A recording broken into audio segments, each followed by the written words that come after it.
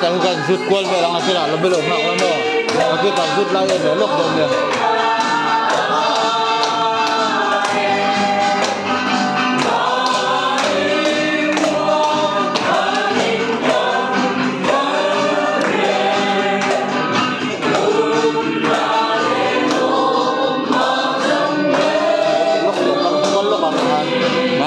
Lok rồi.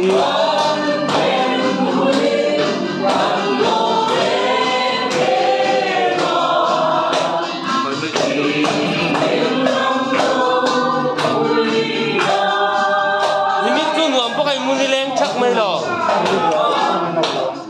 wow mình chuẩn bị một cái món gì đấy chắc mấy lò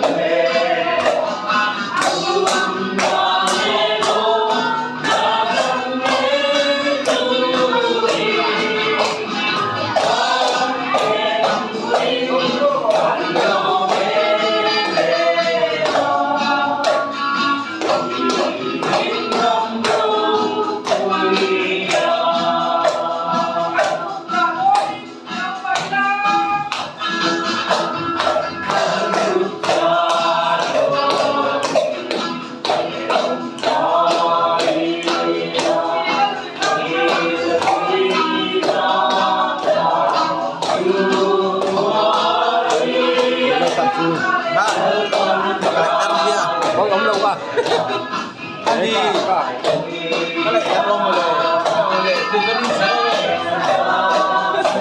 gọi tôi đừng cú gì anh làm chuyện rồi anh làm nhưng mà cái tá do con thì đi đâu có tá thôi